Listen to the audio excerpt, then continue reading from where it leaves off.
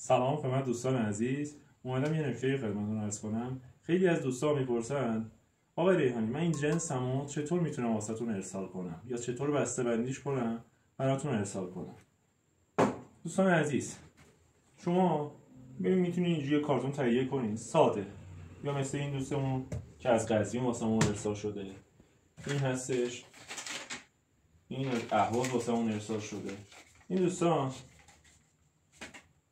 ساده یه کارتون ساده بسته بندی کنیم. میگن از چه طریقی براتون ارسال کنیم؟ از طریق تیپاکس، پست، از طریق راهن، از طریق باربری، از طریق ترمینال، هر کدومی که شما راحتین میتونید واسه ما ارسال کنید. آدرس ما که مشخصه، زنجانیم، سایت کارگاهی.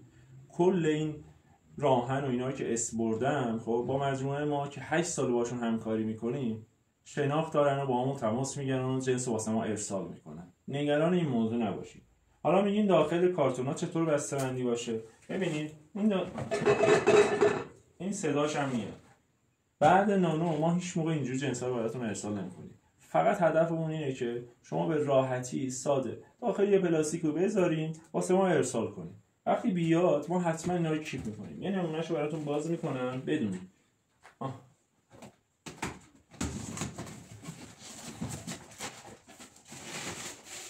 ساده قرار داره داخل نایلون واسه ما ارسال کرد. مهم هم نیست، اشکال نداره، فدای سرش.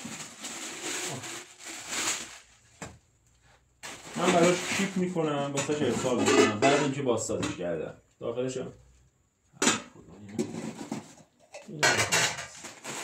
این لیوان ها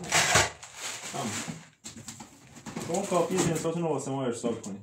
میکنیمش مثل روز اول اینجوری براق. شما ما رو همیشه حمایت میکنیم. موفق و پرروزی باشین. یا علی.